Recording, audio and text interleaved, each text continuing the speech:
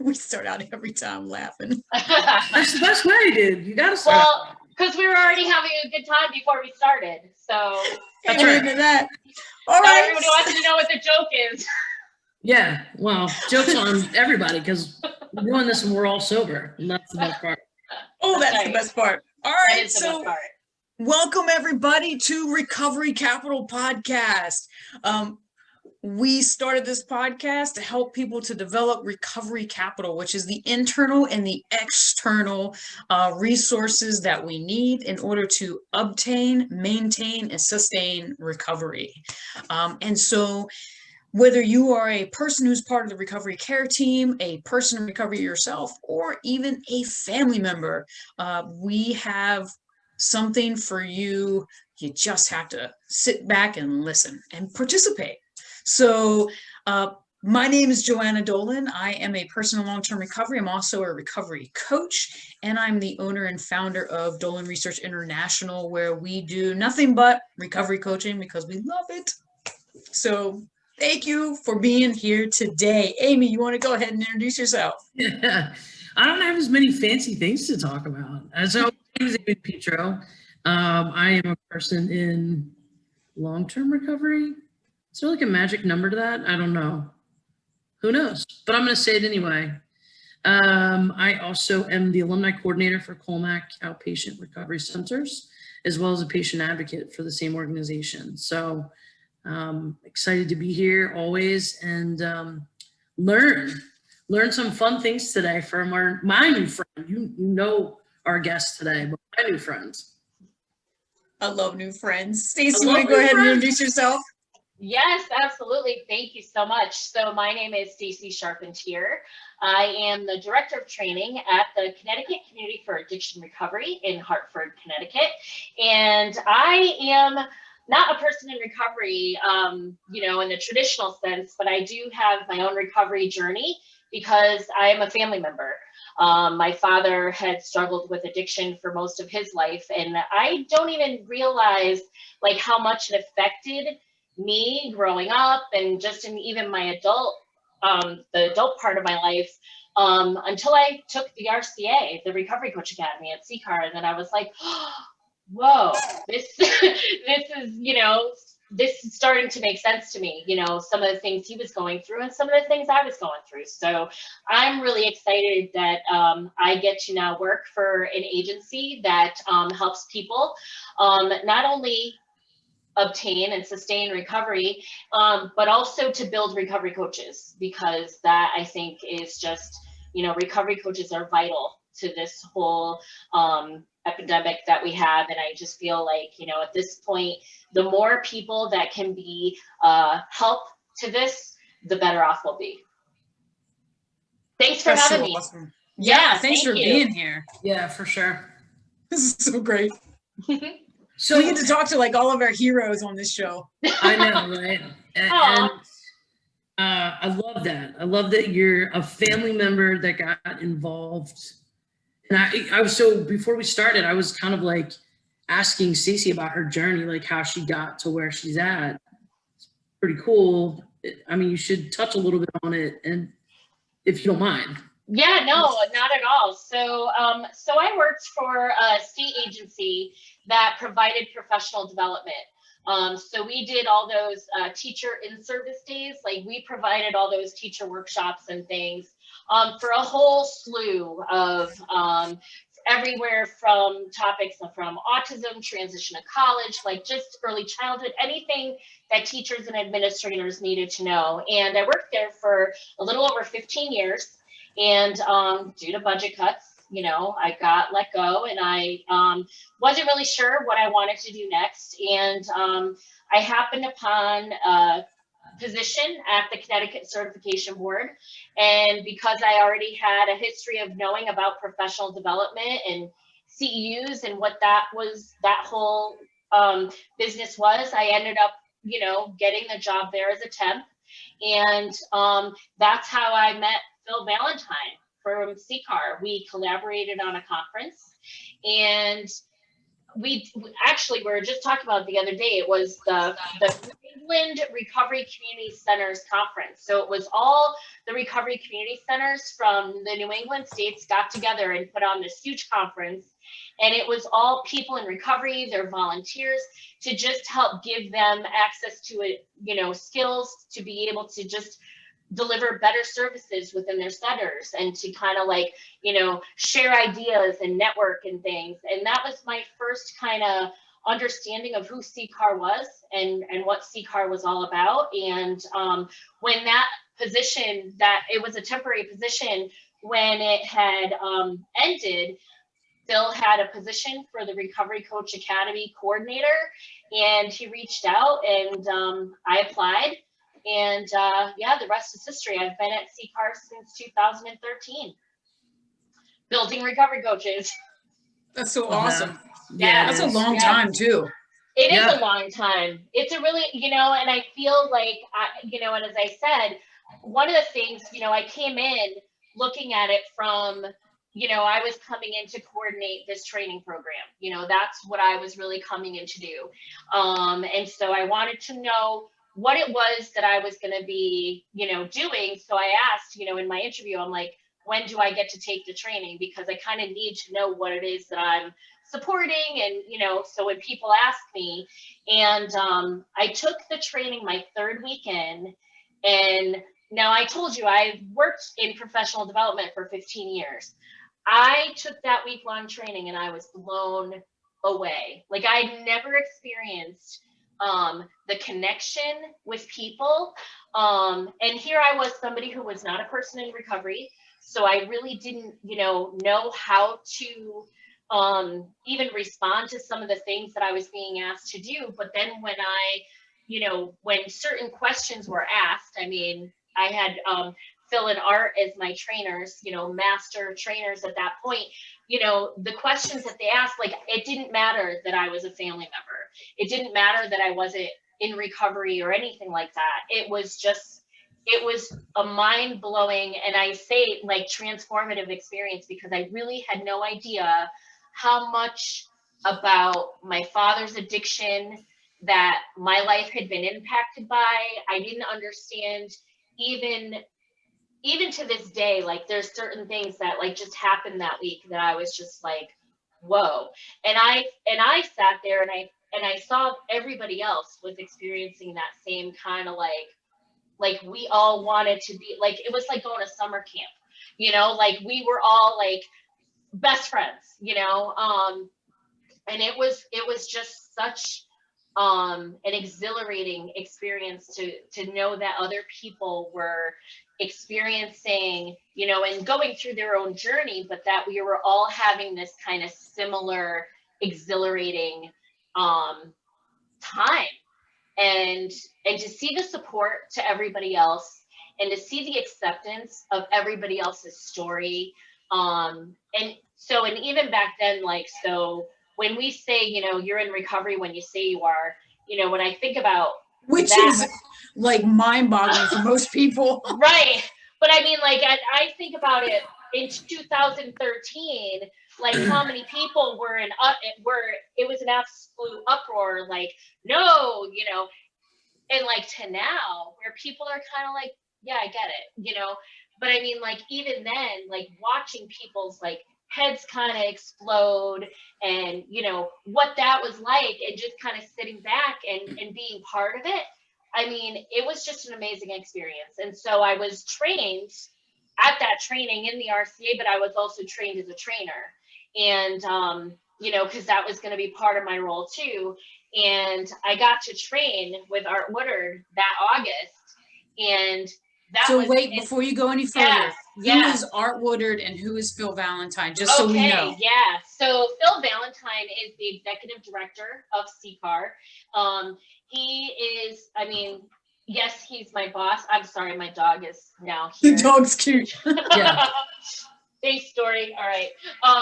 So he is obviously my boss, but he is probably one of the leaders of this new recovery movement. Like Phil Valentine, when he speaks, like, people listen, people want to know his his thoughts about certain things because, you know, he challenges certain things that people say about recovery, you know, and about expectations about recovery. You know, he doesn't sit still as far, you know, like if somebody kind of makes a statement of, you know, like people in addiction or this and that, he'll like try to flip it and say, let's talk about people in recovery. And he's never been quiet about that. He's always been outspoken. And so I think that, you know, when Phil Valentine, you know, throws a blog out there or is on a podcast or something, people listen because what he says is exactly what the people in recovery want to have being said for them on their behalf, you know. And so Art Woodard, he was a longtime consultant for CCAR. He did, I mean, he trained with Phil. He was part of one of the initial trainings of the RCA, and he really started to, I mean, he was a master trainer. He was clinically trained to be a social worker, but he, you know, started doing recovery coaching, and that was truly his calling.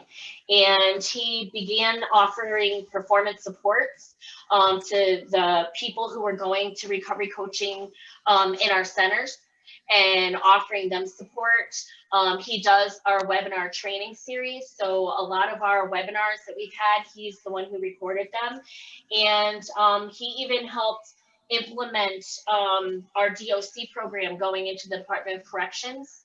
He, you know, was with me when we first went in to meet some of the people who were in the first program that we started collaborating with, meeting the peer mentors and bringing the RCA to that setting. And unfortunately, he had a heart issue, and he was on a waiting list to get a heart, and he finally got one.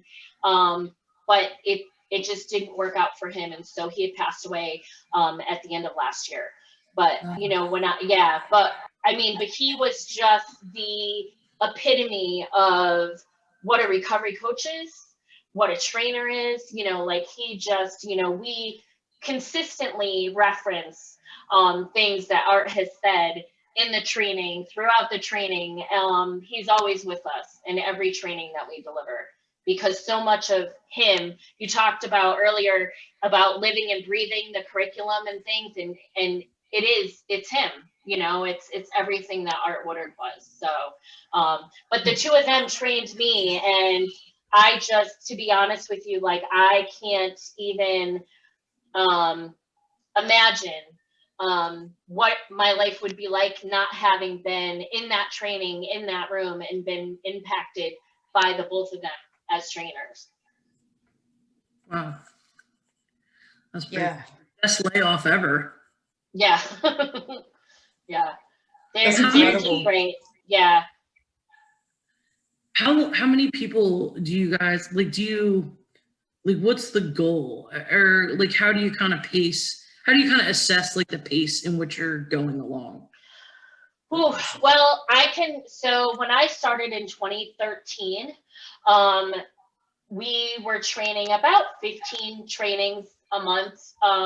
That's what I was coordinating. I was working with trainers like Joanna to really, you know, set up their trainings, order their manuals, get people their evaluations, things such as that.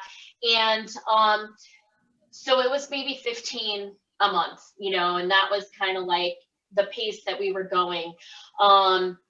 In 2019, I want to say right before, you know, COVID happened in 2020, there were some months where we were training about 130 trainings a month. And I mean, and so we went from like, I remember seeing like when we first hit like 10,000 people trained and being like, whoa, you know, and most recently we hit like 56,000 people trained, and that's all been while I've been working at CCAR, you know. So it, you know, to go from like to see a benchmark of like 10,000 to get to a benchmark of 56,000 and counting is just, yeah, it's amazing. Goosebumps. Yeah, dude, that's so cool. Yeah, because really what you're doing is you're creating resources.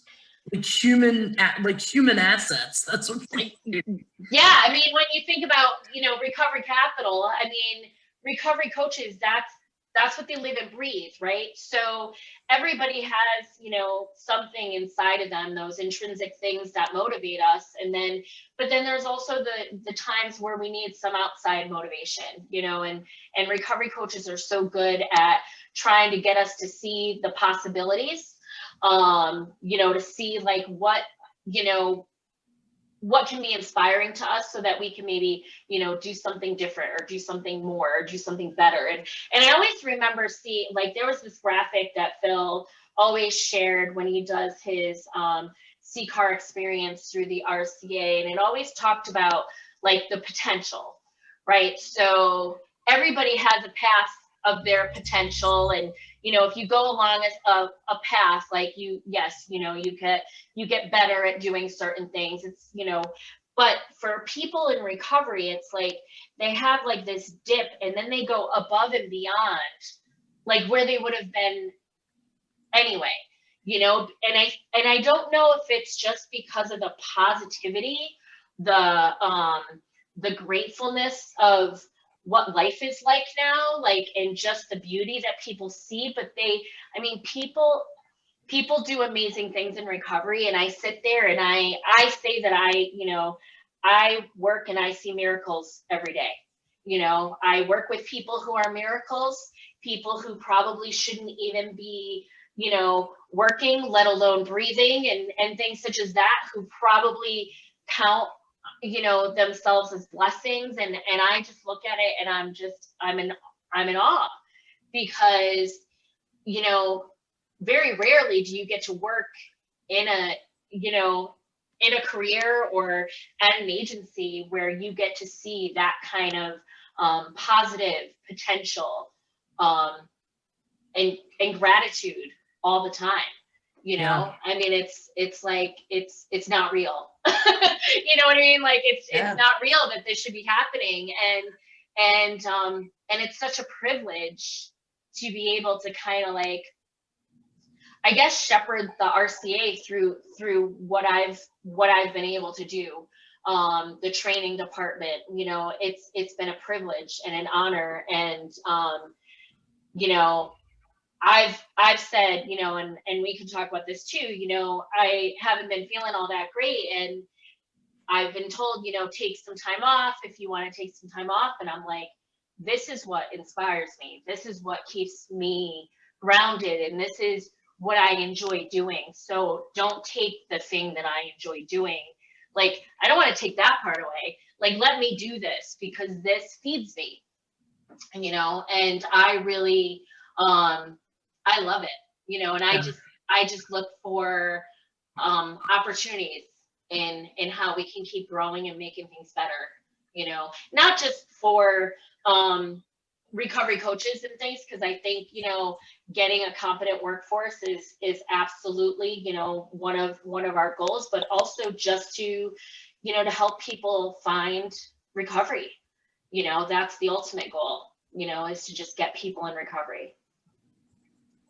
Oh my God, so much good stuff there. And yes, we need people in recovery. I mean, like, that's the thing I love about like CCAR. That's the thing I love about you, is every time I talk to you, you are talking about the solution and not the problem.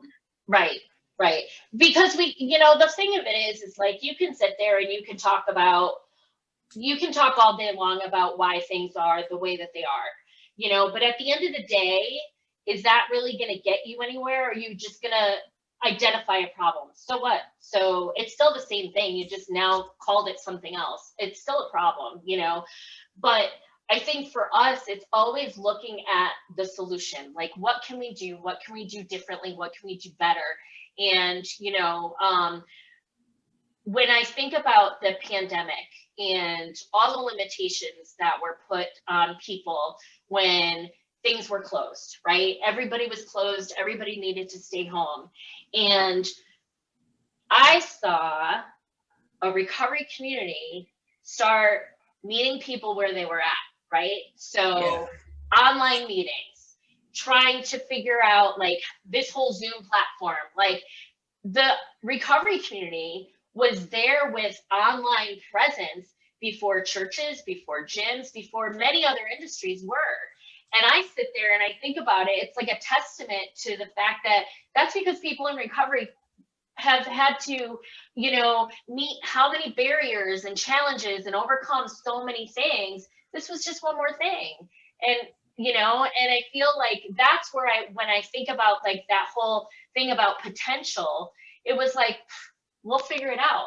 You know, give me a phone, give me a Zoom platform, and we got this. And now, when you think about the amount of meetings that people can go to online, I mean, so when you think about giving people solutions, I mean, boom, like, you know, like the solutions are right there, and all you have to do is have a smartphone and you can access it, you know? So, yeah, I mean, I feel like so many people, you know, who were maybe feeling disconnected were able to get some sort of connection, you know, in rooms, that in meetings, and in all different places through the pandemic. And when a lot of places were closed, when a lot of, you know, places weren't able to see people or, you know, whatever, at least people had online resources to continue to build that recovery capital that you've been talking about. So yeah, it's a huge thing. Absolutely. I think that's so cool that you touched on that. And I know personally, you know, I don't want to say I speak for Colmac, but watching Colmac is just one place, right? One institution that was able to pivot in a weekend, take an operation and an IOP that has other layers to it, right? And have them in one freaking weekend go from 40 years worth of meeting only ever in person to, you know, virtual meetings. They never skipped a beat. They never closed. Not. Yeah. And they're one of many that I'm sure was able to do that. And, you know, I joke about it all the time, like at work or even, you know, like within my own like community, like recovery community, like give addicts and alcoholics the road and we would rule the world. The world. We are some of the most, and I'm proud to say it, some of the most resourceful, compassionate, intelligent, hardworking people that you will ever meet. Yeah. And if we could, with a little help from our friends, just get out of our own way. A little recovery capital, you know what I mean? And enhance the resources that are out there. I mean, even I'm learning like every day, like talking to you, getting to know Joanna, like I had no idea what was out there. There's so much. Yeah. But as someone that, you know, is in recovery, I think back to just coming into the thought of being sober, I would have had no idea how to access. Right, like none. The work that you're doing in creating these people, helping these people create the ability to help someone just new. I mean, it's miraculous, you know. I mean, it really is the difference in helping somebody like save their own lives. Yeah.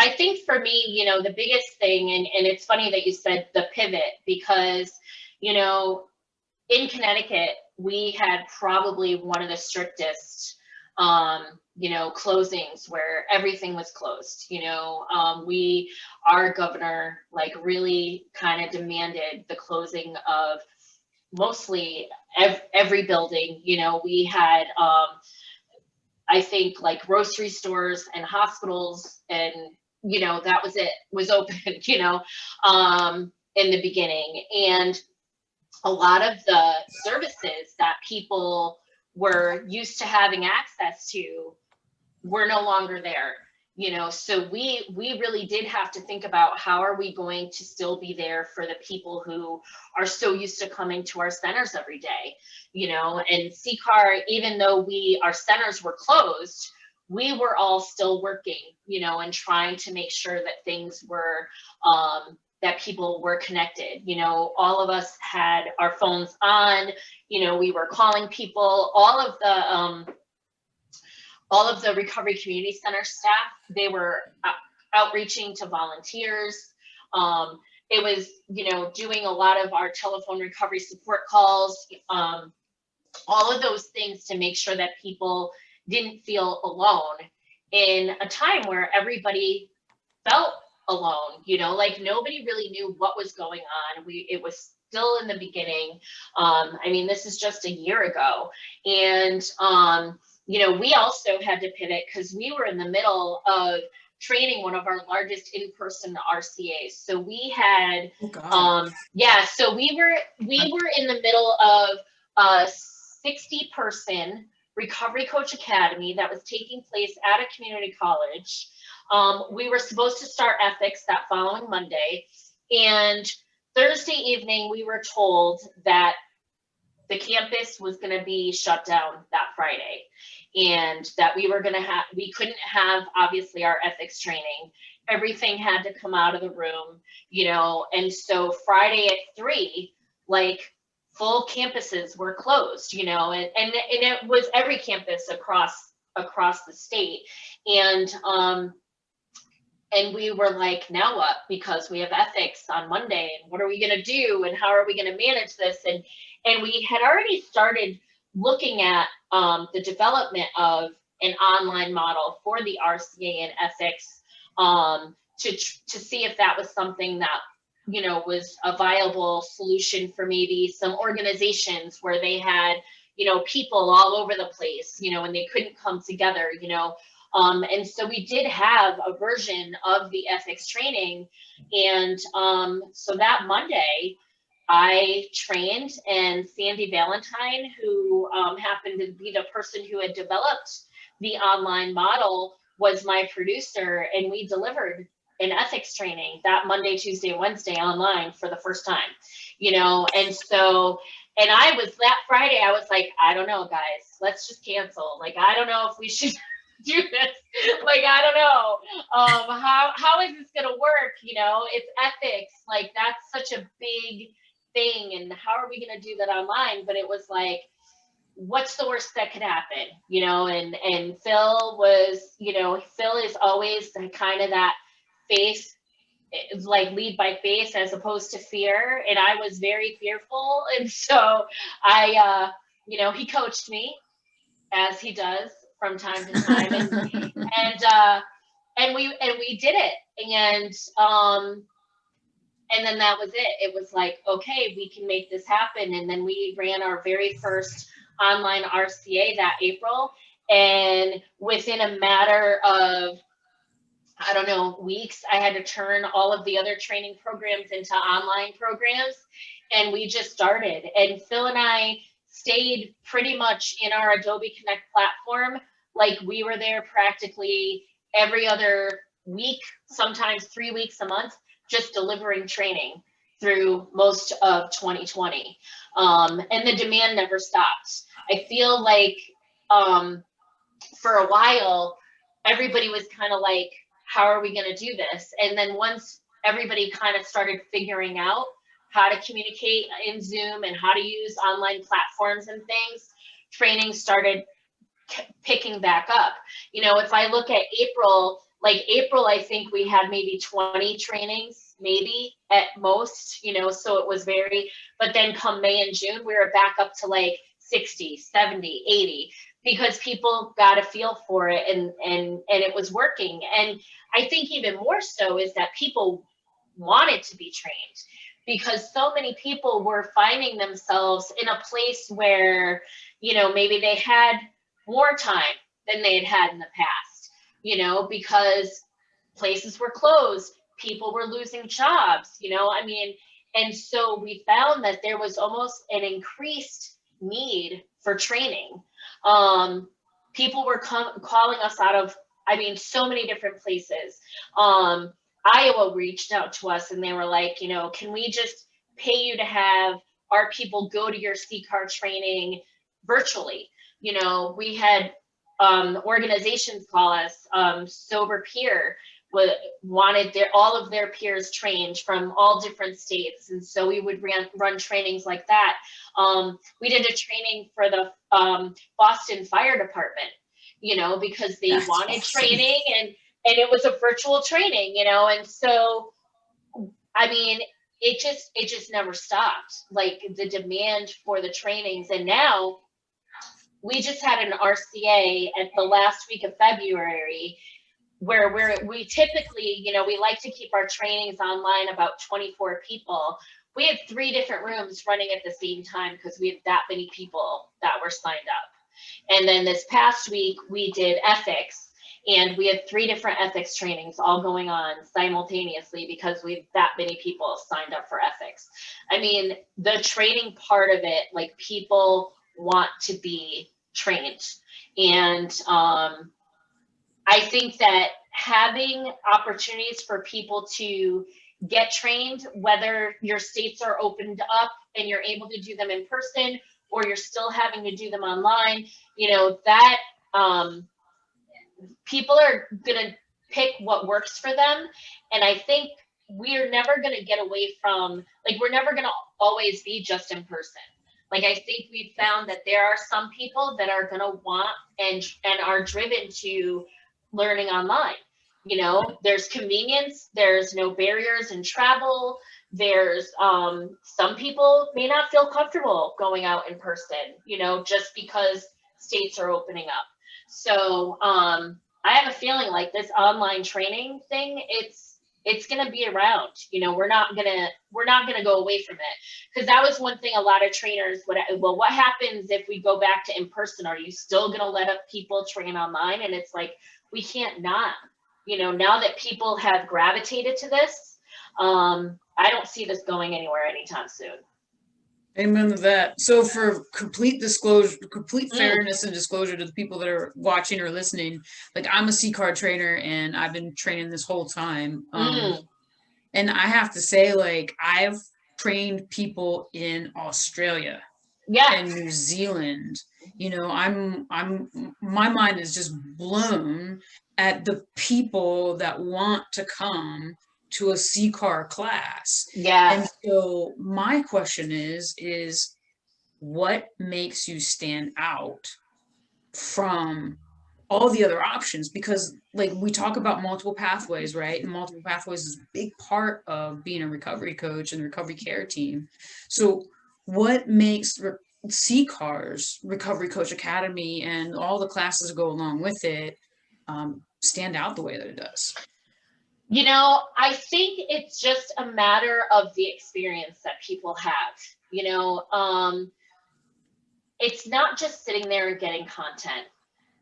I think anybody can read about what it takes to be a recovery coach or a peer recovery specialist or whatever acronym or title you're going to slap on it, and wherever you are.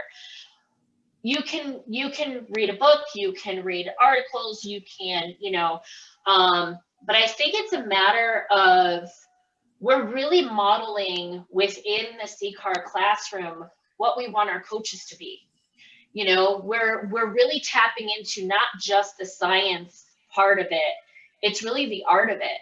What are those good questions that you can ask, and my good questions are going to be different than your good questions, and are going to be different than your good questions, because we all have our unique art.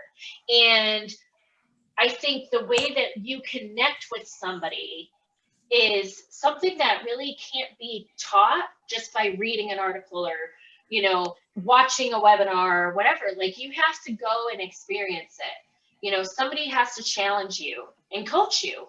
And I think that our facilitators are, I hope that they're coaching the people in that room, whether it be in person or online. And if you have that experience and you have the experience of a good coach that can help you kind of shift your thinking as to how you might be able to do that, to me, that's what makes it, that's what makes us stand out, because it's not just the content, it's the experience that you have. And I think that people coming out, everybody coming out of a CCAR training, they want to know, like, what do I do next?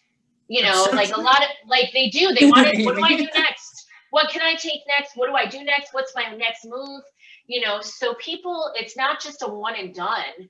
You know, nobody's built in 30 hours. No coach is built in 30 hours. And I think for the most part, most people want to know, like, okay, you got me, now what?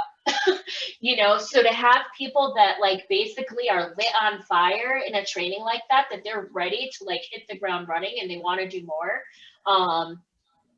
I don't know, like, I don't know if you can replicate that with some of the other programs that are out there. Oh, that's so good. Okay. That's true. Everything she just said, that last part. Yeah. 100% true. And I know that it's true because that is exactly what I said to my trainer when I did that 30-hour week. It was on Tuesday. It was like every Tuesday for a month long. And I remember being like, so, okay, like, what's literally, I said, Joanna, what's next?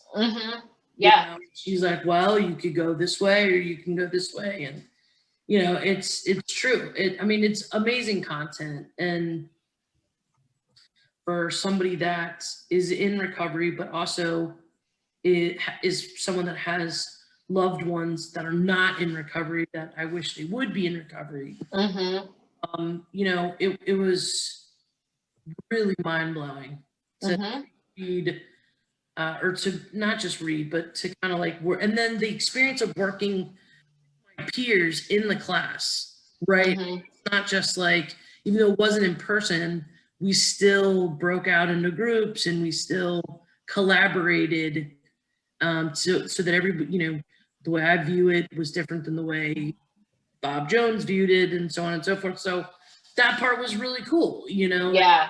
It was very interactive, is a good word. It was very interactive. That's awesome. I think it's the engagement. You know, people when they come into a training program, like, I mean, we're all adults, you know, so we want to contribute.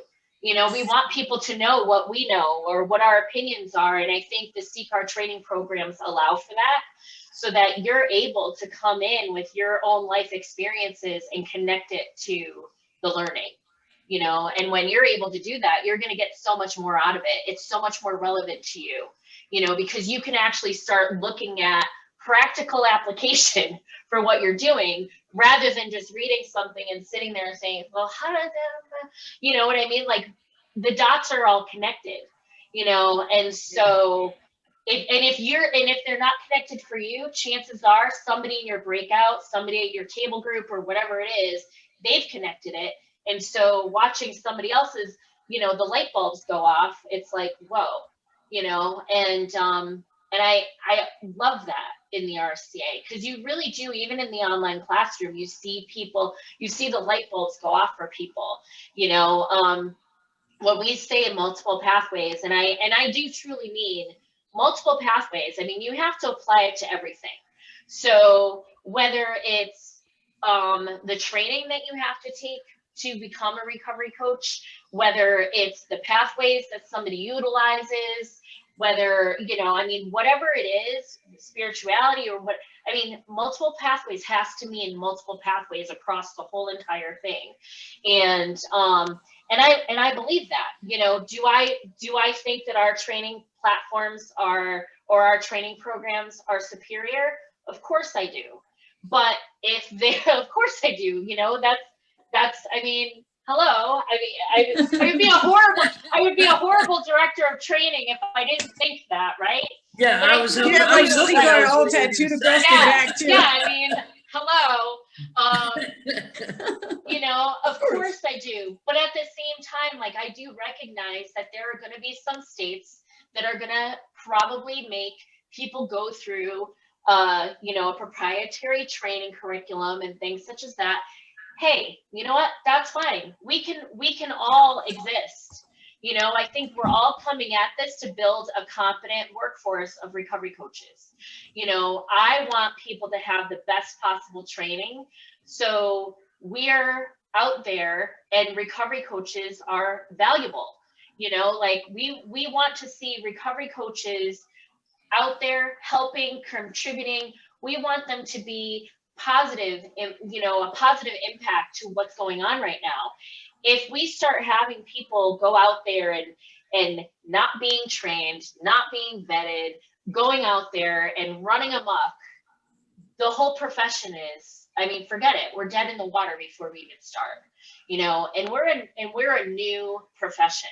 You know, it's on all of us to make sure we continue our training, to whether it's recertification or going, you know, it's really on us to make sure that we continue our professional development, just like anybody else in any other profession. You know, teachers, doctors, everybody has to go and get retrained and, you know, learn the latest standards and learn the latest practices and things such as that. I mean, recovery coaches are no different, you know. So if you need to take that proprietary training just to get certified in your state, that's great. But the RCA 30 hours will be there when you need to get recertified. And then any of the other training programs too. Yeah. Well, it's one of those situations where, hey, can you really actually be overqualified? I don't think that you can when when what you're talking about is having a heavy hand in somebody's life. Mm-hmm. I mean, not something, pardon the expression, that you want to half-ass. You know, Mm-hmm. you really Right. need to have, you need to have all the boxes checked.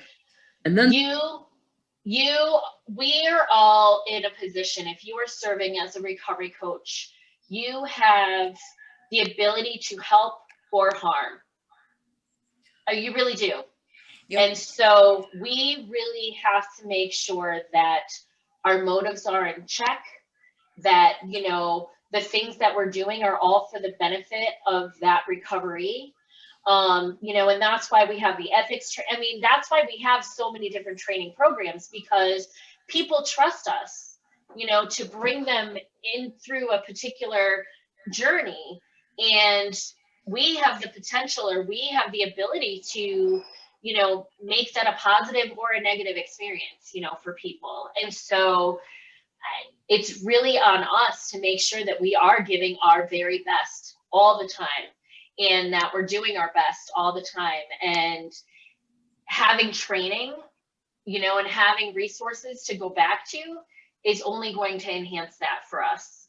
And you can never stop learning, you know. I think even in this role where they have taken like all the CCAR trainings, like I've taken them all, and every time I train one, I still learn more stuff. yeah. You know, I still learn from the people that are in the class. You know, that's the beauty of being a facilitator of the curriculum, and why I still do it, even though I know my role needs me to be elsewhere at times. Like, I still like to train, I still like to be in the room, because I learn every single time.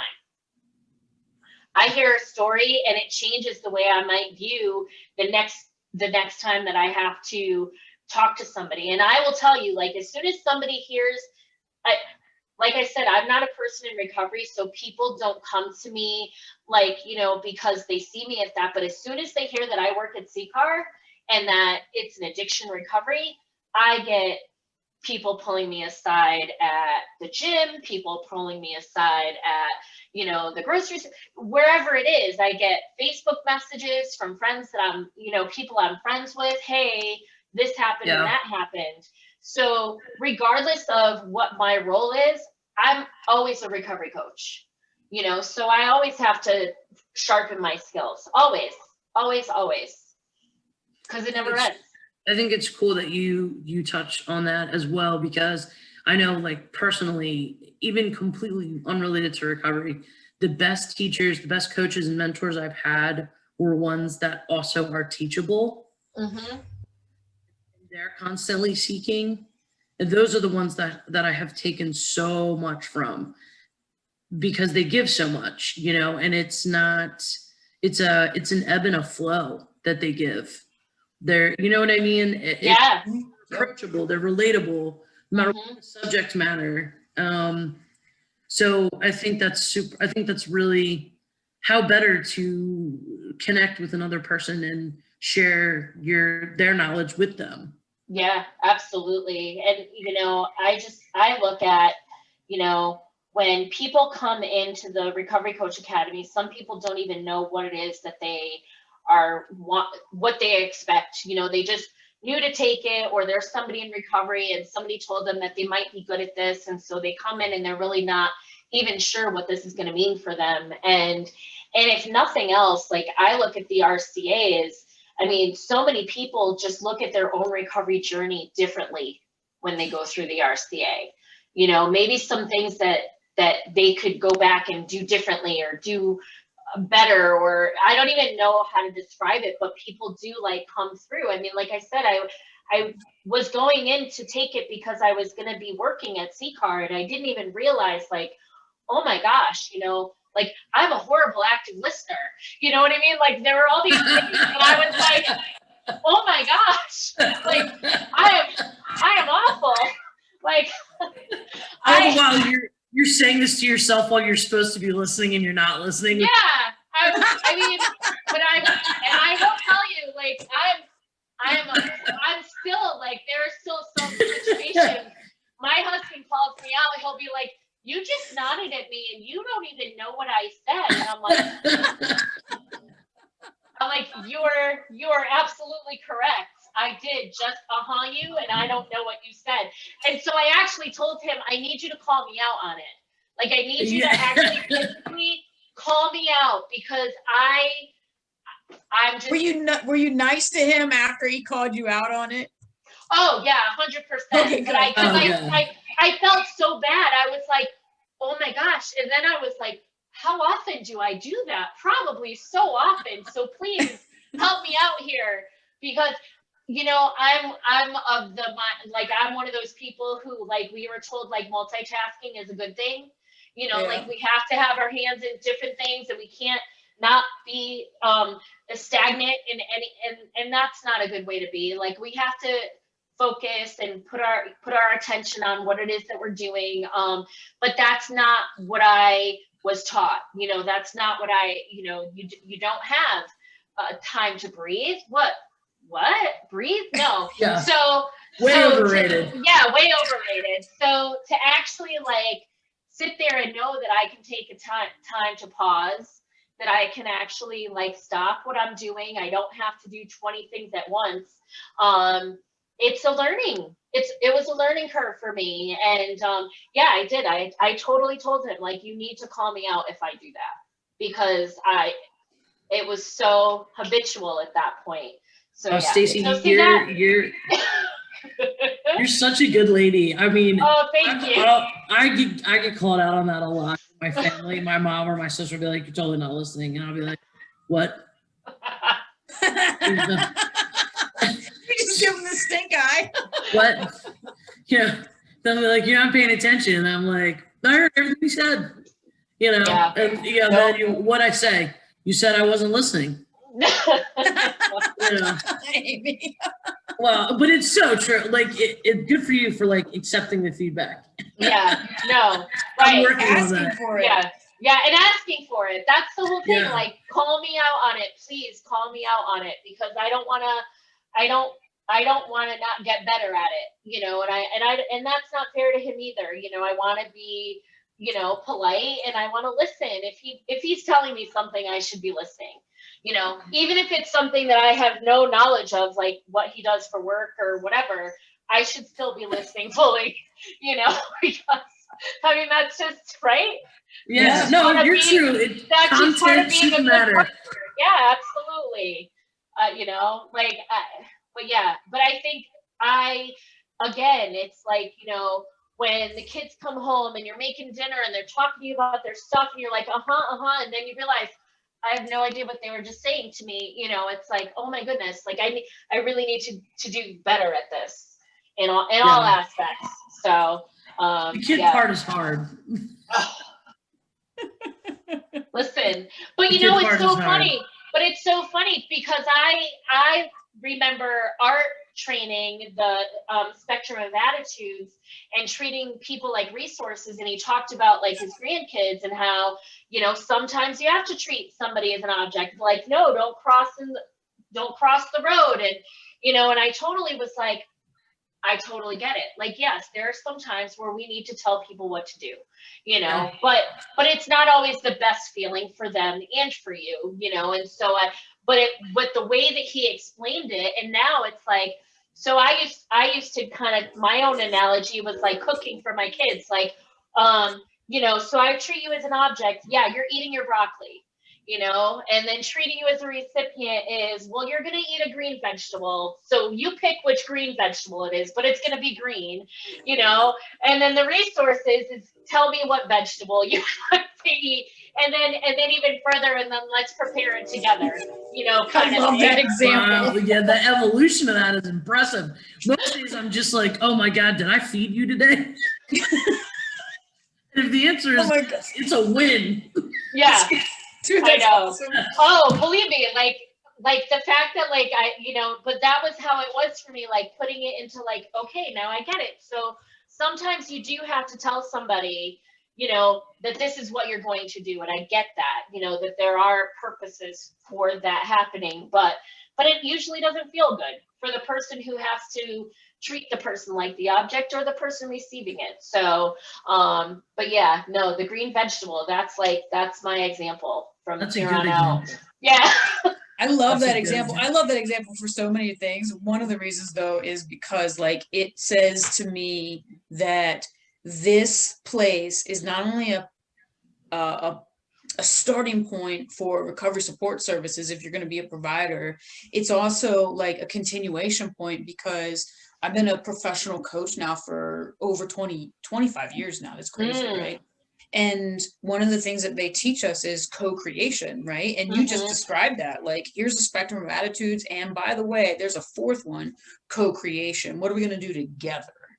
Well, and Which is, so that was, yeah. So I guess like, so Lufquist, when he built that whole spectrum, he was talking about youth being part of the whole thing. And like the last one is youth as partners, you know? Ooh, so when, yeah. So it's like, so when you think about it, treating people as a resource, but like going even further is getting to that partner part where you're like working in tandem together, you know? So, which is, you know, so cool to me. But yeah, again, I learn all the time. I love to learn. So Yes. it's a good thing that I do what I do. Right. Oh my God, yeah. Yeah. Oh, I love this conversation. Okay, so wait, I gotta ask, Mm-hmm. multiple pathways, right? Multiple Yes. pathways matter across all things, right? So Yes. in CCAR, the Recovery Coach Academy, we talk about the difference between counselors and sponsors and recovery coaches. And William White has got this really great role clarity matrix that describes the difference between counselors and peer recovery specialists and recovery coaches. Yeah. And so like that is a multiple pathway issue, right? Like, what is your take on the difference between peer recovery specialists and recovery coaches? So peer recovery specialists, in my head, when I look at a peer recovery specialist, I think a lot about the mental illness side, mental health side of things, right? In Connecticut, we have recovery support specialists. That's what they are called, and they deal with like mental health issues. So people, peers are people who have they themselves been identified with a mental health issue and have been through a diagnosis and are in recovery, and then they're allowed or able to be trained as other peers with lived experience, their own lived experience, are able to become recovery support specialists. Obviously, they have training and things such as that. And so we look at recovery coaching as being really the lane of really focusing on recovery from addiction. And so we have a lot of, all right, so I won't get too controversial, but there are a lot of people that feel that if you can, of course you have both. Like everybody's co-occurring. Like you can't have one without the other because you are probably self-medicating or, you know, whatever. And I don't know if we can necessarily smack that label on people because not everybody does have a mental health issue, or, you know, not everybody is going to go or want to be diagnosed as having a co-occurring, or, you know, and so for us, we focus on recovery. That's what our focus is. If something comes up, then we will refer them to somebody else, a therapist or whoever that they want to see. But our focus always is going to be on recovery from addiction. We're not going to straddle the lines. And I know that there's a lot of so a lot of the certified peer recovery specialists is like the umbrella of both. I have that certification here in Connecticut, but I would never, even though I hold that certification, I would never think that I'm knowledgeable to coach or to support somebody with a mental health issue just because I have that certification. And so I think with us, and why I think the recovery coach professional designation from CCAR is important is because it's distinguished, you know, it's saying this is what we do, this is what our focus is. And I know in a lot of ways to make it, I don't want to say to make it easy, but I guess because the roles are so similar in that it's peers providing services, it was easier to just have one umbrella or one certification, even though clearly there are two separate needs, you know, for people, you know, people who need this over here need supports in this area, and people who have, you know, needs in recovery need supports in this area, you know. And so I think that they are distinguishable. You know, I think there are two totally different lanes of resources and support and guidance that are needed. Gotcha. So now I got two questions. So one is an addiction a brain disease? It is a brain disease. And I'm not trying to say that it's not.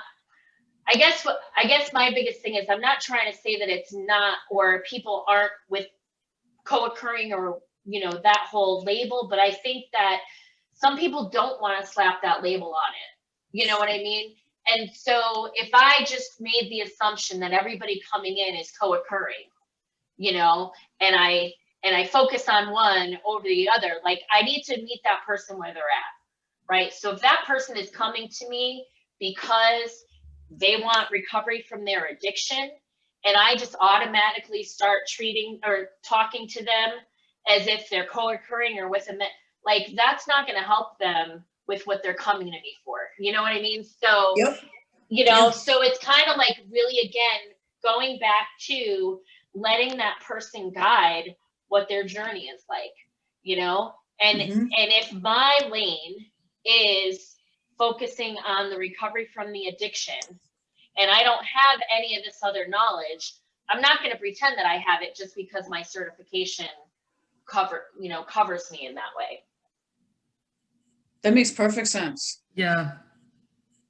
I just, you know, I feel like going back to that whole role clarity matrix thing, that is always something that people, even to this day, like still get a good benefit from going through and realizing like what the different roles are.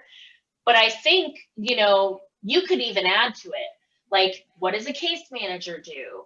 What is, like in New York, there's peer advocates. There's all these other different roles. And I think you could probably go through and look at, you know, in any state, what are the roles that kind of help people in this whole, you know, in this whole field, and try to figure out like, what are their particular lanes? Because I think that they're all valuable. You know, if somebody needs a counselor, they should see a counselor. If somebody needs treatment, they should see treatment. If somebody wants just a recovery coach, then they should have a recovery coach. You know, I don't think that it's a one or the other. I think it's both and, you know, and I think that having an idea of who does what would just be helpful, because I still think that there are people who really don't know what a recovery coach even does. You know, there, you know, like there are some people, so I likened it to paraprofessionals in a classroom, right? So, because I'm gonna put my past experience and talk about education. So in some classroom, there's a paraprofessional and a teacher. And the paraprofessional is there to help make sure that, kids who maybe need extra supports are able to keep up, and they provide them extra help and all of those things. There are some teachers that work in partnership with that paraprofessional, and well, here, let's collaborate on the lessons. While I'm training this, you teach this, whatever. And then there are some teachers that have their paraprofessionals cutting out shapes for the bulletin board. I think that's the same thing with recovery coaches. There are some recovery coaches that are just making sure that people go to their appointments. They're what I think a colleague in New York calls them gophers and chauffeurs, right? Make sure that they get to where they need to be and whatnot. Yep. Are they really utilizing that recovery coach for the skills and the role that recovery coach has been trained? No. But do people know what a recovery coach can do? I don't know if that's not the same answer. They may not know exactly the scope that a recovery coach can help with. That's so true. I mean, for example, like for you two guys that have been in and around this environment for a while now, and myself more just to the party, I'm still kind of trying to learn the lines, right? Like what doesn't bleed over into the next, because I'm actually not just as it pertains to recovery, but in particular in this as we talk about this topic, I think kind of sometimes staying in your lane is important. Because I think if you, to your credit, Stacy, saying you wouldn't want to take on like that dual role for a variety of reasons, perhaps because there would be somebody a bit more qualified to handle, let's say it was co-occurring in the fact of like the person had some bipolar on top of but was very ashamed of the bipolar and didn't know how to connect the dots of the two. I mean, myself personally, just as a peer advocate, I've run across a lot of that. A lot. People are ready in private, within anonymity, to talk about their addiction with drugs and alcohol, but when it comes to the other stuff, they don't want to talk about it. They don't want to acknowledge it. They think it's kind of like what came first, the chicken or the egg. And I don't know that I don't feel personally as an advocate, it's my job to say, well, don't you see? Right? Like I have to stay in my lane. I know that. Right. As it progresses more along the lines of like where you guys are at, as like, certified coaches and things like that, perhaps that can be a bit more hazy, but am I right in assuming that some of this isn't like secondhand knowledge because it is all very new still? Am I thinking along the right lines? Yeah, there's definitely a newness to some of this. And I think, when I look at our emergency department recovery coaches who were going into the hospital, once our coaches started going into the hospital and the hospital saw the value of having coaches come in, we would get calls for people that were more mental health issues than they were addiction issues, and we went in and we didn't sit there and say, oh, we can't talk to you because you're a mental health issue or whatever, but we went in and we had the conversation, let that person kind of guide it, and then we would come out and say, they're really asking for more services in regards to that, and that's not what I'm able to provide for them. If maybe they did come in on an overdose or whatever, but in presenting or in sharing what they're talking about, it seems like it's more going to be a mental health issue. That's where the recovery coach would go back to the hospital staff and say, this is what it looks like they're looking for help and services in. The addiction part or that piece is secondary. So once they've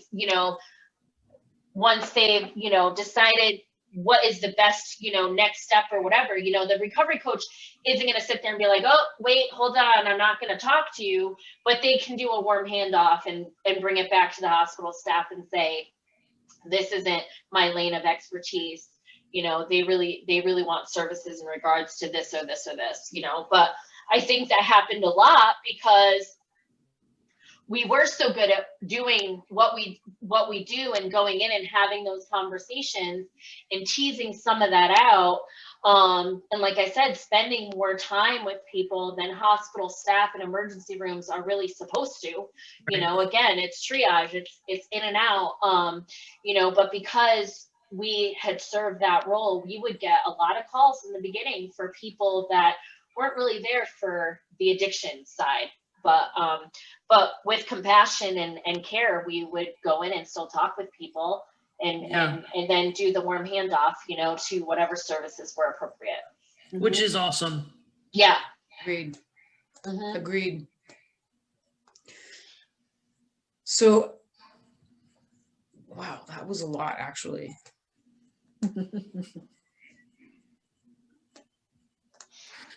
Meanwhile, Stacy looks like she's ready to go. Like she is on. Oh yeah. No, I'm just like, okay, so right which now. way You do know I what want to take this? That's what I'm saying. Like it doesn't really matter what you're going to come at it with. I know. I love this. This is great. Come at me. No, I'm just kidding. So tell us about like why you guys create. I got two big questions. We got two big questions we got to answer before we end, right? Okay. So one is recovery coach professionals, like why and what, and the second one is like how hard it is, because what I hear you saying is that because people don't really know what we do, right? And they don't really know like how to use us and where we belong. Like I want to talk about like how difficult it is for traditional addiction treatment models to incorporate us and to really use us. You know? Well, I'll talk to that one first because I feel like recovery coaching is like a buzzword right now, right? Agreed. Everybody wants to be one, everybody wants to have them, whether they know how to utilize them or not, you know? Yep. And so we're sexy. Right? Yeah, right. With our little nerdiness. Yes! I love that. But, well, I joke about that with my friends all the time. Oh, do you? Right. Oh, well, I mean, we think like sexy. Well, it's funny, right? Like all of a sudden now, like, I mean, you're kind of like a big deal if you're gay or you're old news. I mean, back when I decided, I've always been a big deal, and it doesn't matter that I'm gay. when I came out as gay, people were like, you know, there was still so much animosity. Like now, it's like, oh well, I'm gay, and they're like, no, that's old, old news. Well, yeah, and I was just That's a really good point. It is My a good family point. was not having it. Sorry. We're boring now. You just old lesbians. Nobody gives a shit about them. Oh my goodness. Oh my goodness. So yeah, well, it's funny because it's kind of like one of those things where, like with recovery coaching, it's kind of like one of those things where everybody wants it because they know it's valuable, but they're not really sure exactly how to utilize it. Like you said, they're not really sure what they're supposed to do, but we have to have it, you know? And so I think traditional treatment models, you know, so I kind of look at it like this. Are you going to allow a recovery coach to come in and utilize the skills and training that they're meant to, or are you going to take away some of the pieces of the role in order to fit into a traditional treatment model? Because a lot of the treatment models, they follow a prescriptive program, right? Yep. It's fully prescribed. This is the program. You come in, you do A, you do B, you do C, you do D, and that's it. You know, where a recovery coach basically says to the recovery, what do you want to do first? You know, and so is a treatment program going to allow somebody to maybe do D and then C, then a little bit of D again, and then back to A and B, you know, is that going to jive, you know? And so when you think about multiple pathways, recovery coaches are there to offer choice. You know, we're there to present some choices and to give people those opportunities to make those choices for themselves. What sounds right, what feels right, and does it still feel right 3 months in, or does something else maybe now need to change? I don't know if a traditional treatment model would allow for that. I mean, it would be amazing if it would, you know, because I look at it like, so when you go to if you go to the doctor and you say to your doctor, you know, I have an ailment or whatever, or I have a headache, you know, and that doctor treats you for what that doctor knows, instead of maybe sending you to somebody who is like a headache specialist who might treat you differently. Like, you know, I mean, if you go into a treatment center and you know that this pathway isn't going to work for you because you don't believe it, but you were forced here, but that treatment center is like, well, no, you're here, rather than saying, well, we know you would be better off here. Like, isn't that better for the patient, the recovery, I mean, isn't it just better to let that person kind of self-advocate for what they want and what they need? And I don't know necessarily if some of our current treatment models are set up to be able to do that. You know, what I'm hearing you say is that we're the OG personalized centered care. Yeah, absolutely. How sexy is that, right? But yeah, I mean, but that's really what we're talking about, right? Is that if you could allow some, and I think that there are some programs that are starting to understand that a little bit more, but I think your traditional going away to treatment, you know, this is it, this is what it is, you know, and I think, so I think recovery coaches can maybe take somebody who comes out of treatment, you know, so you can have a recovery coach there where for somebody who comes out to say, let's navigate now that you're back out into the world, you know, so that we can make sure that you can navigate the recovery community so that you can get the supports you need. Because, you know, I look at when my dad would go away to treatment and come back, like, he would lose all of the structure that treatment provided to him. And so when he came back, real. Well, that's the whole thing. It's not real. So when he came back, he went right back out and did all the same things. He was in all the same places with all the same people and all the same things and all the same pressures and everything else. So it never worked for him, you know, and I can't tell you how many different treatment programs, and I mean, multiple. I said to, my father died a few years ago, but I remember going through all his stuff, and I can't tell you how many 30-day coins of my dad's that I have, and how much AA literature that I have that he was given throughout the years, because that was the only pathway presented to him. And it's astonishing to me, because it's like, if he was just offered something different, you know, or even the possibility of something different, how much sooner would it have maybe stuck with him, you know? And but so I just look at it as like, you know, that traditional wasn't going to ever work for him, you know, that was never going to work for him. And so would we have been better forcing him to continue doing the same thing over and over and over again and expecting different results? I mean, what's the word? Insanity. To like do the same thing over and over and over again, you know, and expecting something to be different, you know. And so I just look at it as, if we could just let people kind of think about, or at least have a space for them to be able to kind of guide their own path, give them some choice, give them some control of some things. I mean, because, you know, I look at it too, like, I mean, when in your life, you know, especially if you're going through an addiction or whatever, and you have that loss of control, and you finally start getting it back, how much more meaningful it would be to be able to really have control of what you're doing next, you know, and how much more would you be like kind of interested in pursuing a pathway where you had say in what you were doing, and it was valued what you thought, you know, rather than come in, do this, do that, do this, do that. Okay, you're all set now. Now go ahead, go back out in the world. Tell me how that goes for you. You know. I mean, sometimes it works, but for the vast majority, it does not work. And when it does work, there is a quality of It's almost people pleasing. Mm-hmm. Right. Right. Well, because basically your motivator is still fear at that jump, Mm-hmm. right? I mean, Oh yeah. you're still, appeasing your spouse or, trying to mend something with work or your children. I mean, how many people actually start this journey without that motivator? Mm.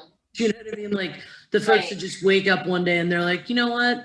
It's probably not good that I don't remember most of my nights. Mm-hmm. Right. I would say there's typically a catalyst, and Well, that thrusts us into whatever. right.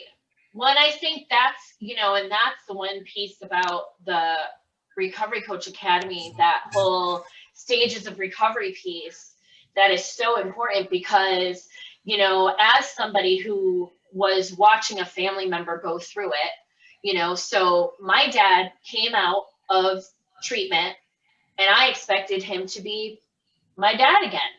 Like, I didn't know that he was just starting his journey of recovery. Like, I expected him to be completely back to quote unquote normal, like everything was going to be back to the way it was. And I had no idea. And so when you think about the family's role in some of this, if we had an understanding of what that recovery journey is supposed to look like or looks like for different people through like the stages of recovery, maybe the expectations that we have or the expectations that we might put on somebody wouldn't be so much like, well, wait, you're supposed to be clean now. What are you doing?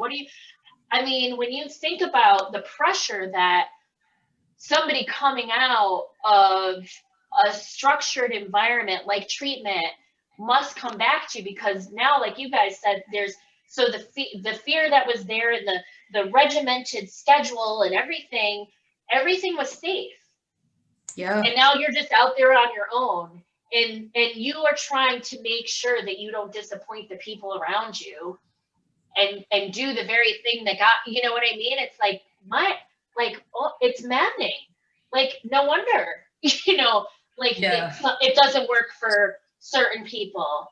No wonder people need to go at it a few more times, or, and I just sit there and like my dad finally we were estranged for a long time because I just didn't want him around my kids.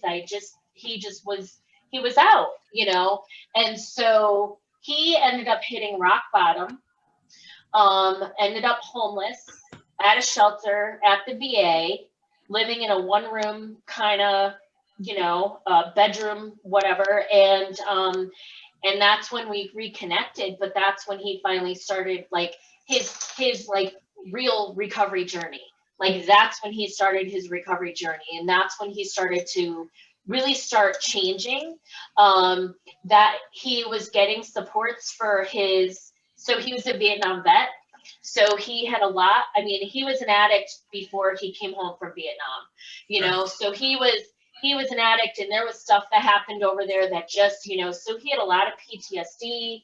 He had a lot, but he was, when I was growing up, he was into alcohol, cocaine, and marijuana. By the time he had hit rock bottom, he was doing heroin and God knows everything under the sun. And so he was on Suboxone. He was going to support meetings, and he was able to start rebuilding his life through the support meetings and being on his medication assisted treatment, and that's where he really found recovery.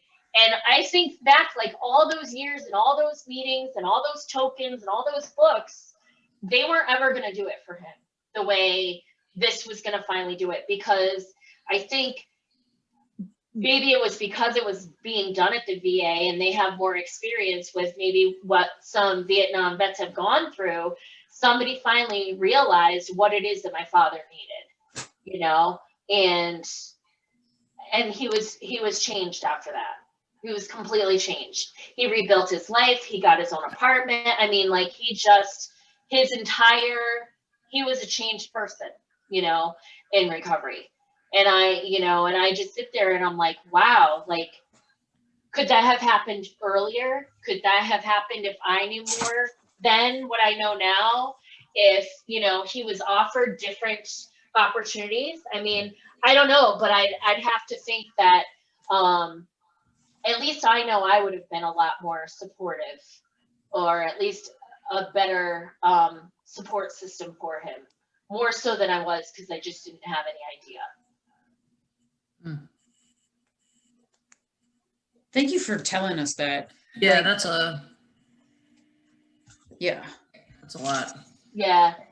Hey, you know, I always look at it as like I got to reconnect with my dad because of recovery, and because of, you know, even working at CCAR. Like, I remember when he came to meet me once at the Hartford Recovery Community Center. I went downstairs to meet him. He was dropping off something, and he's like, I got in his car, and he goes, yeah, I used to go over there. I used to score, and I'm like, Dad, no. I'm like, like, he's like, you know, and I'm just like, and I, you know, because we put CCAR on the street that we did because we wanted the recovery community centers to be in the heart of the city that needed it, you know, in a safe place. As they should be. As they absolutely, yes. You know, and so to hear my dad talk about like scoring dope over there, and I'm like, all right, stop. You know, recovery, Dad, recovery. I work here. Stop it. That's terrific. Yeah.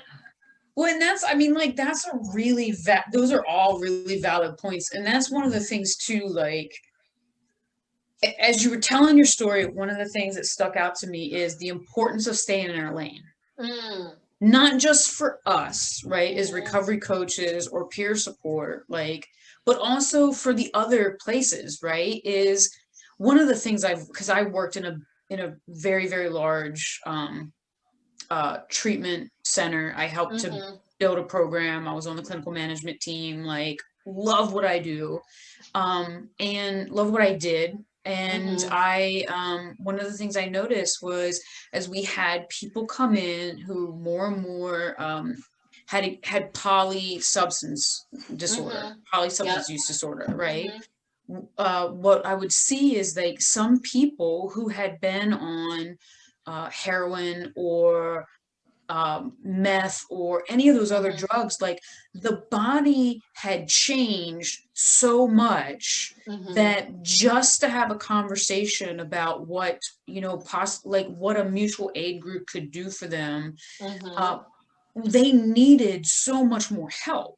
Right? I'm thinking actually of this gentleman who had been on methadone for pain management for like 40 years. And he was like, I want to come off. So we were like the third treatment center in line who had gotten him to help to wean him off. And he, like, there was, like, he kept getting better, and he would hit a wall. He would unravel, you know, like the doctors, like the physicians and the nurses, and then the counselors, and not just the addiction counselors, but the licensed clinicians, you know, like the master's level therapists, and the psychologists and the psychiatrists. All of them were working with him, plus peers were working with him. Right. And myself as a recovery coach working with him, like having a conversation, like, what do you want? How, like, you know, how can we support you? What is the next level for you? Right. And continually he would have the same conversations. I want to keep going. Okay, so then this is the next, and all of those things were possible because we were all able to stay in our lane.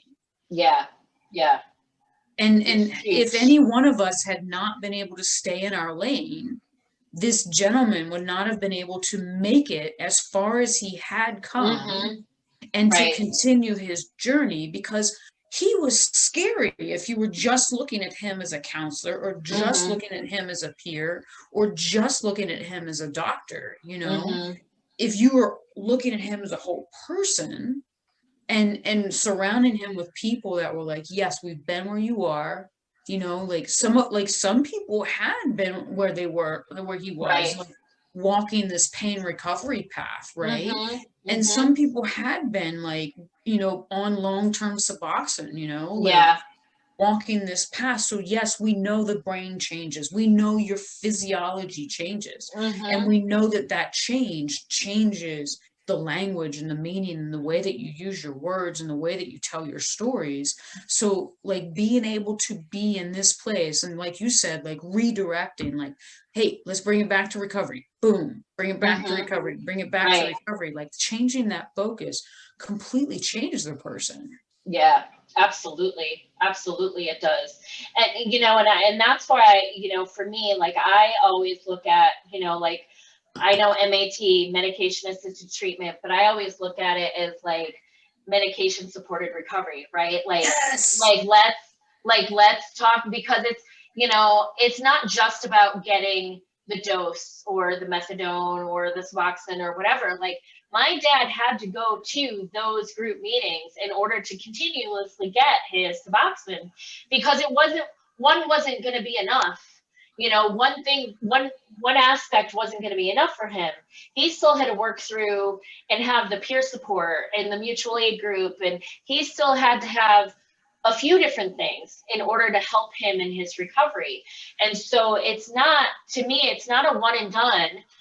It's like, what else can what else can you have? And that's why I love with multiple pathways is that you can have your recovery pathway, right? Like your kind of like your main one, but you can have the benefit of also utilizing other pathways at different points of your journey, different days of the week, because I'm just feeling this right now, and I don't think that anybody has to just be like, nope, this is it. This is what, like, I mean, especially now where meetings are online and you can attend anything at any time, it's like, why not, go and do some different things? And, when you think about like the recovery wellness plan and how many different things that like we as people need to work on for ourselves, right? There's so many spokes to that wheel. There might be other things that I need to do in different stages of my life, depending on where I'm at and what I'm doing and what's going to feed me, And so I think, when we think about people staying in their lanes and people doing, what they're kind of supposed to be doing, recovery coaches can meet people where they are. Like people can use treatment if that's what they need and that's what their focus is. They can use the medication assisted recovery or supported recovery. They can do all of those things, and a recovery coach that is a true recovery coach can help them navigate all of those things, and that's what I think the beauty is that we can meet anybody really anywhere, any part of their journey, any part of their path, and really help them and just try to help, figure out like what do they want to do next, what's next on their journey, what is the next goal that they need for themselves, what is the next thing. And I think what's beautiful about it is that there's no end. I think with a lot of things, treatment ends, certain things end, you've gone through this, okay, now it's done, but with recovery coaching, you can really just continuously bring somebody and continue coaching. Yeah, you can. It doesn't have to stop, and that, Yeah. I think that's the beauty of it. My recovery is going to last for the rest of my life, and I need solutions that will continue to evolve as my life evolves. Yeah. And you're going to need different things at different times in your life, right? And somebody to maybe help you through, like you may have like a whole period where everything's great and wonderful, but then you have one thing, that maybe just it's a stumbling block for whatever reason, or you lose a job, or this happens, or hey, we have a pandemic, and the Or you world is get shut married, down, or you have or a baby. or whatever it is, and then all of a sudden you're like, gee, I could use a little support right now. I mean, to me, that's the beautiful part of it, is that it doesn't have to be tied to any specific part of somebody's recovery journey or stage of change, or you know, like it doesn't have to. It just can be an authentic coaching relationship whenever you need that, you know, that insight or that, you know, role model or mentor or whatever it is, you know, it can just be whenever it needs to be and whatever that person needs it. Oh, so good. Yeah. So good. Okay, so tell us about, so let's wrap up on this because we could keep going forever. I know, we could. We're gonna have you come back in season 2. I'm just letting you know. All right, cool. You're coming back in season 2. All right, I love it. Okay, good. So the last thing is tell us about recovery coach professional, the RCP designation, and the IARCP. Okay, so CCAR started the recovery coach professional designation because we felt, again, like I said before, we felt a need to keep the recovery coaching distinguishable amongst all the different certifications that were out there. As well, a lot of certifications have with them prerequisites to certification. Like maybe you need to be clean, maybe you need to have GED, maybe you need to have like all of these things, you know. Register as a person with addiction. Yeah, like you know, discriminatory much. Anyway, so we didn't want to have people to have to do all of those things that maybe didn't feel right, you know, or like that you had to be clean for 2 years, you know, like Phil says, what is so magical about that 2-year mark that, you know, so we have this designation. We hope that people see it as CCAR is seen as the gold standard for training. So why not be vetted by the people who have created the gold standard of training? You know, why not be vetted by CCAR as a recovery coach professional and actually designate it as a professional? You know, that's what we're building here. We're building professional recovery coaches. We're building people that are going to go out and hopefully this is a career for them. Hopefully this is a career path for them. And, you know, we really looked at it as, you know, what would we want to be seen? You know, what would we want people to do and how would they demonstrate those abilities? And the tests didn't really seem to like make sense to us. Like, how do you score somebody on an examination as to whether or not they would be a good coach? You know, that's really hard to do because any time that you are coaching somebody, I don't know about you, but I have like 20 million questions. Like, you can't just lay a sentence in front of me and I'm going to know what the best answer is. I'm going to have a million questions. That's my job, is to ask questions. So yeah, that's my job too. That's what I see. Yeah. So we put into the recovery coach professional designation the interview. So we actually have you sit and interview with us, and we want to know, are you treating that person as a resource? Are you actively listening? Are you asking questions? And are you discovering and managing your own stuff?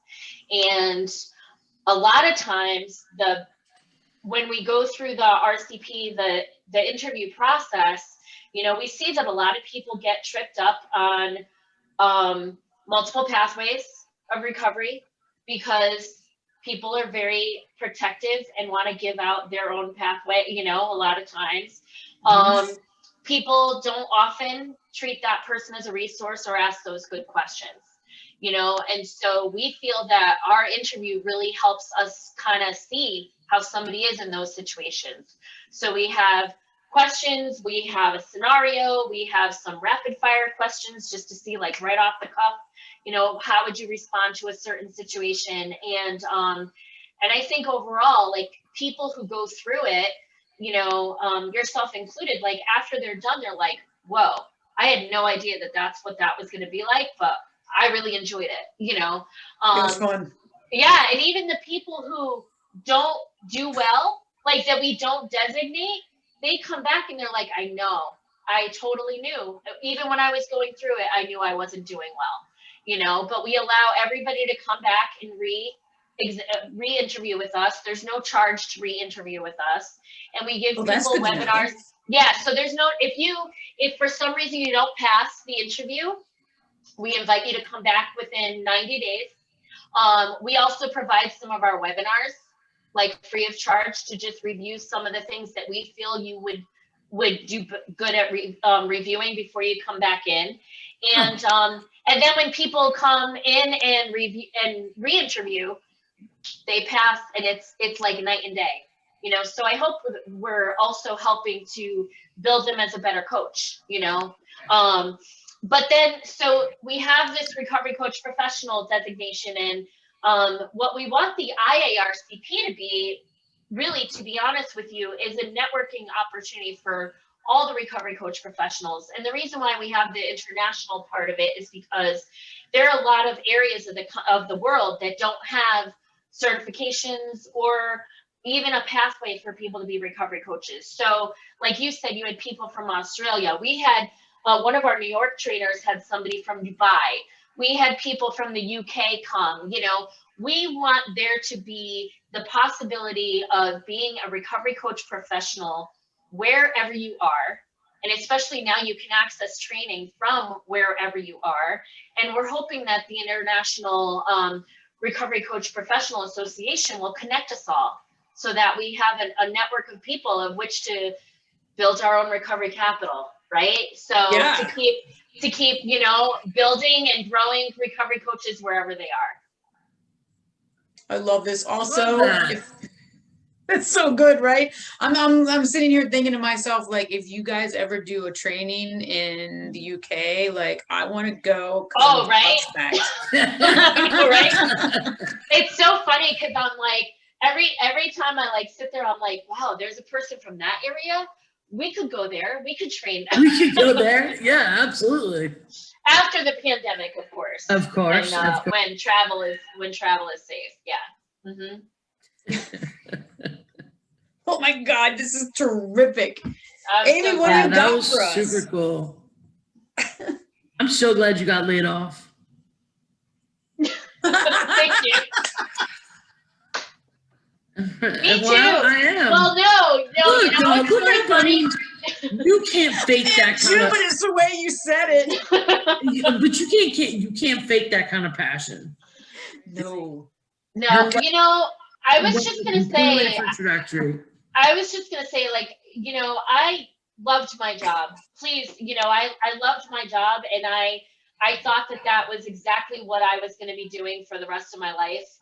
And now that I'm here, it's like, whoa, like I didn't know what I didn't know, you know, and I had no idea that my personal and my professional life would align so greatly and impact each other so greatly that I just like, this is just what I'm meant to be doing, you know. And I think I had shared with you both, you know, that I had COVID in January, and I was out of work for a couple of weeks, and it was scary navigating some of that and going through that, and just feeling very not sure, you know, how I was going to come out of it. And unfortunately, I'm one of those long haulers, so I still have symptoms that I'm dealing with.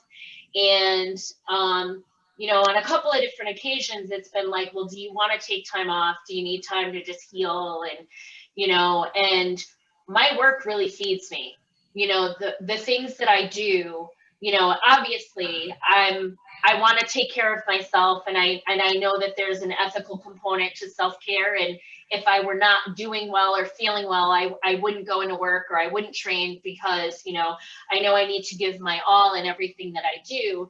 But I wouldn't be able to get the fuel to my fire without this, you know, without doing what I do, without the, you know, the passion that I see other people, you know, when they're in those training programs and they just want to learn and they just want to know more how to help other people in recovery, or their light bulbs are going off. I mean, you can't substitute that with anything, you know, the people, the energy that people have, and that really feeds me, you know. And so, and it's funny too, because we got out of ethics, and I was like, all right, I already like starting to think about like another webinar series just for ethics. Like I'm already like going, you know, like everything that I do really gives me that kind of, I don't know, like a surge to be able to think about other ways that I can give back to this community. And I think the way I give back is providing training and coaching, and so I just want to do that more, you know, and find other ways to do it and do it better, you know, and improve myself at the same time. Oh my God, I get that. So that's how this podcast grew. Yeah.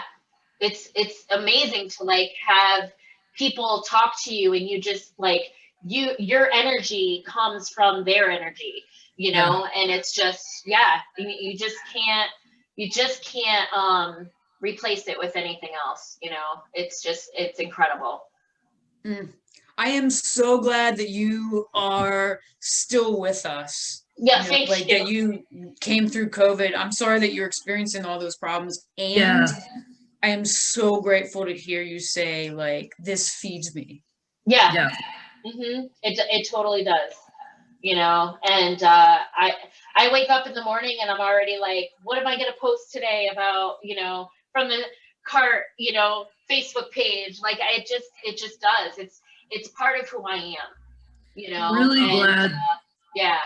I'm really glad you got an opportunity to spend some time with your dad. Thank you. I am too.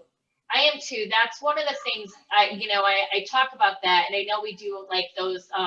I'm not sure if you guys know, like CCAR has our storytelling. Like we all have like a few of us have like these 3-minute clips and things, and I always, when my dad and I were estranged, I always kept thinking like, I'm gonna get that call, you know, like the call, and you know, and so for him to have found recovery, and for me to be in a place to be able to accept him as he was, you know, probably because of where I was at CCAR at the time and everything else, and to be able to kind of go hand in hand with him in that. I mean, it's such a gift, It is. And yeah. And you know, because I know that if we didn't ever have that opportunity, there would be so much regret in time lost and everything else. And so I treasure that with all that I have. Absolutely. That's so good. That's so good. All right. We could keep going, but we can't, because the people that are listening or the people that are watching are probably like, what? I know. So thank you so much. Like, that's one of the cool things about this, right? Is like we get to chat with our heroes and find out even more like why you are a hero, and you know, like the wealth of information that you've provided to us, and your personal story. Thank you. Thank you so much for having me. All that. Oh, thank you so much for having me. It was an honor, really. And I'd love to do this again anytime. Oh, good, because we're having you back. Okay. Duh. All right, everybody, have a terrific week, and we will see you next week. Bye, guys. Thank you so much. Bye.